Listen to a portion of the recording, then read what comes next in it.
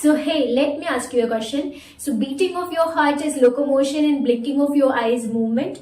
So NCERT में एक important line है, all locomotion are movement, but all movements are not locomotion. So are you confused in this line in two? So my friend, this video is for you. So today we will decode locomotion and movement, one of the most scoring chapter of class 11th biology and very simple. So NCERT की first and very important line है, movement is the characteristic feature of all living organism. जितने भी living organism है उनका characteristic feature है movement. So in this chapter NCERT explain that how movement occur at the cellular and body level. ठीक है, तो सबसे पहले जानते हैं बच्चों what is movement. So movement is the change in the position of part of the body या whole body, या तो बॉडी के किसी पार्ट का या पूरी बॉडी की पोजीशन का चेंज होना मूवमेंट कहलाता है. फॉर एग्जाम्पल, जैसे कि मैं अगर अपने हैंड को अप मूव कर रही हूँ, साइडवेज मूव कर रही हूँ, मेरा शोल्डर टच कर रही हूँ अपोजिट वाला, सो इसके अंदर मेरा बॉडी का पार्ट दैट इज मेरा जो लेफ्ट साइड वाला है हैंड या लिम्ब वो मूव कर रहा है. So it is the movement. इसकी पोजीशन चेंज हो रही है, या फिर मेरी पूरी बॉडी की पोजीशन चेंज हो रही हो, this is also a movement. ठीक है, जैसे कि हमारा हार्ट बीट करता है, we are blinking our eyes, जब हम रेस्पायर करते हैं तो हमारा लंग्स और रिबकेज मूव करता है, they all are consider under the movement. Even the flow of cytoplasm inside the cell is considered as movement. Now next, what is locomotion. So locomotion is the change in the position of the whole body from one place to another. पूरी body की position एक place से दूसरे place पे change होना. Like जैसे कि हम वॉक कर रहे हैं, हम रन कर रहे हैं, या हम स्विमिंग कर रहे हैं. ठीक है, या flying. We are not flying but birds are flying. So all these are considered under the locomotion, जिसके अंदर हम हमारी बॉडी को एक प्लेस से दूसरे प्लेस पे हमारी पोजीशन चेंज करवा रहे हैं. जैसे when we are walking, treadmill की बात नहीं कर रही हूं मैं, when we are walking और रनिंग बॉडी की पोजीशन चेंज होती है. So this is considered under the locomotion. So next bit जो डिकोड करते हैं एनसीईआरटी की बहुत important but confusing line, that is all locomotion are movement but all movements are not locomotion. ये NCERT की बहुत इंपॉर्टेंट लाइन है जो कि हर एग्जाम में पूछी जाती है. सो सबसे पहले बच्चों हमको लोकोमोशन और मूवमेंट की डेफिनेशन पता है. दैट इज लोकोमोशन के अंदर हमारी पूरी बॉडी एक प्लेस से दूसरी प्लेस पे मूव कर रही होगी. इन मूवमेंट के अंदर बॉडी के पार्ट या पूरी बॉडी की पोजीशन चेंज हो रही होगी. ठीक है, that is this is movement जिसके अंदर मेरे बॉडी पार्ट की पोजीशन चेंज हो रही है. और locomotion when I am walking. ठीक है, तो मूवमेंट के अंदर सिर्फ मेरे बॉडी पार्ट की पोजीशन चेंज हो रही है, पूरी बॉडी की पोजीशन एक प्लेस से दूसरी प्लेस पे चेंज नहीं हो रही, पूरी बॉडी मूव नहीं कर रही है. तो मेरे मूवमेंट में क्या लोकोमोशन आया है? नहीं. लेकिन इसी जगह जब मैं वॉक कर रही हूँ, व्हेन आई एम वॉकिंग, मेरी बॉडी की पोजीशन चेंज हो रही है, पूरी बॉडी की पोजीशन चेंज हो रही है from one place to another. मैं एक जगह से दूसरी जगह जा रही हूँ. ठीक है, व्हेन आई एम वॉकिंग. साथ ही साथ व्हेन आई एम वॉकिंग मेरे हैंड्स का मूवमेंट देखो. ठीक है, हैंड्स की पोजीशन भी चेंज हो रही है मेरी. This hand is the part of the body, तो हैंड की पोजीशन भी चेंज हो रही है. सो अब आपको समझ में आया कि वॉकिंग के अंदर लोकोमोशन भी हो रहा है. दैट इज मेरी पूरी बॉडी की पोजीशन चेंज हो रही है.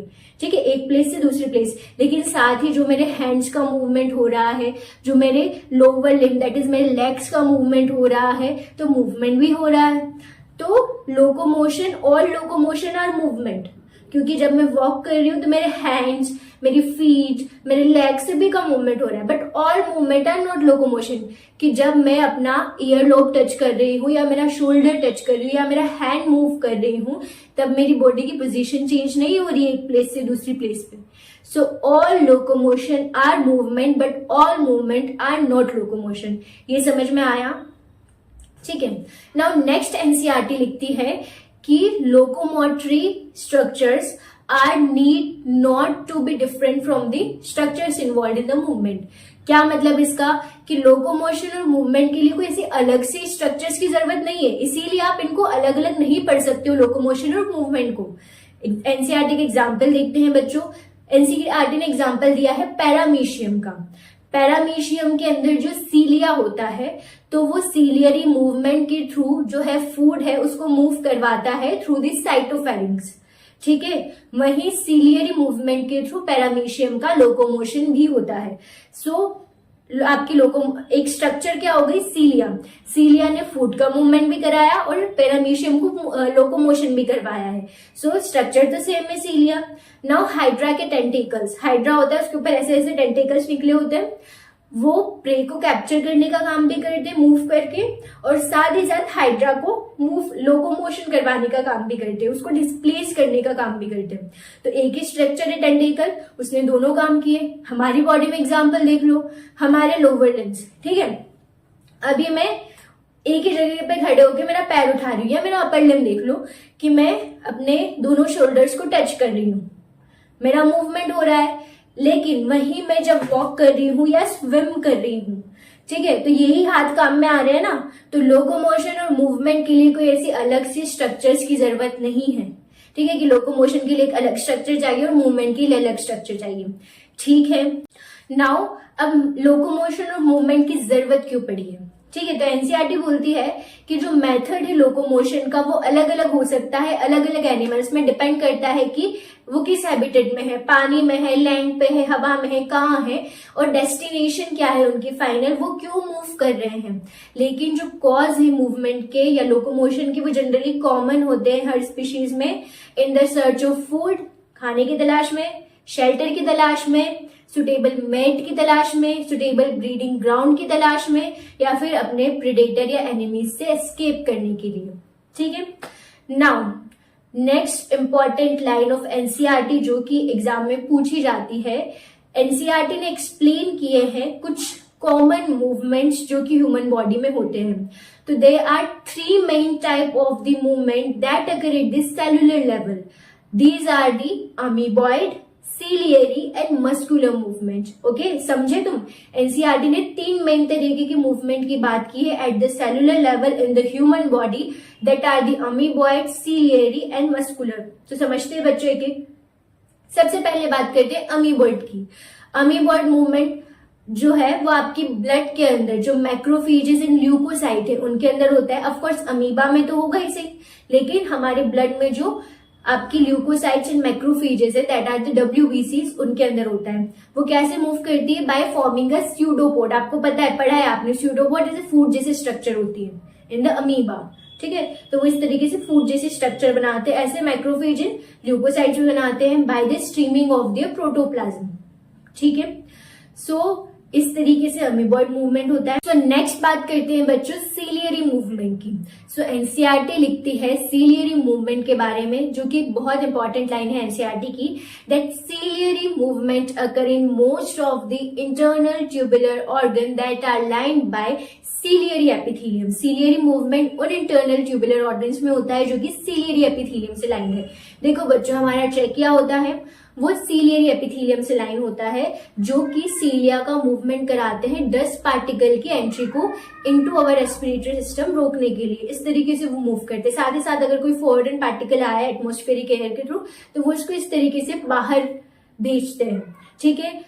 तो सीलियरी एपिथेलियम दैट इज सीलिया का होना जरूरी है फॉर द सीलियरी मूवमेंट, क्योंकि उसी लेवल पे ईसोफेगस है आपका। ईसोफेगस में नहीं होता सीलियरी मूवमेंट। क्यों? क्योंकि ईसोफेगस में स्मूथ मसल्स होती है। It is not lined by ciliary epithelium. Oesophagus में होती है स्मूथ मसल, तो स्मूथ मसल्स कॉन्ट्रैक्ट करती है और इस तरीके से पेरिस्टलाइसिस होता है, और जो बोलस है, जो भी आपका खाना है, वो थ्रू द ईसोफेगस मूव करता है। नेक्स्ट एग्जाम्पल देती है एनसीईआरटी फेलोपियन ट्यूब का। सो फेलोपियन ट्यूब भी सीलियरी एपिथेलियम से लाइन होती है। सो जो मूवमेंट होता है ओवम का थ्रू द फेलोपियन ट्यूब वो भी सीलिया की मदद से ही होता है। नेक्स्ट बात करते हैं हम मस्कुलर मूवमेंट की। तो मसल के कॉन्ट्रैक्शन और रिलैक्सेशन से जो मूवमेंट होता है उसको हम मस्कुलर मूवमेंट कहते हैं। इसमें मेनली जैसे कि आपकी लिम्ब का मूवमेंट, जैसे कि मैं अभी मूव कर रही हूँ, आपके जॉ का मूवमेंट, ओपनिंग और क्लोजिंग, आपके आईलिड्स का मूवमेंट, ये सभी मस्कुलर मूवमेंट के अंदर आते हैं। ओके, तो नेक्स्ट बच्चों एनसीईआरटी की एक इंपॉर्टेंट लाइन है that locomotion in humans required the coordinated activity of your muscular, skeletal and nervous system. Brain से कमांड आएगा, आपका सेरेब्रल कॉर्टेक्स उधर से कमांड आएगा कि आपको हाथ को मूव करना है, वो बेसल गैंग्लियन सेरिबेलम के पास सिग्नल भेजेंगे, वो पूरी एक्टिविटी जो है पूरा प्लान तैयार करेंगे, देन वो सिग्नल भेजेंगे आपकी मसल्स को, ठीक है, देन वो कॉन्ट्रैक्ट करेगी, देन आपकी बोन्स मूव करेगी and all things happen. So since muscle are the main reason behind the locomotion or movement, so in the next part of this chapter, we will focus on the muscle, its structure and type. So if you want class 11th biology explained in the simplest way with NCERT line, do subscribe the channel now, and the biology become easier when the concepts are clearer. So मिलते हैं next video में, तब तक के लिए bye.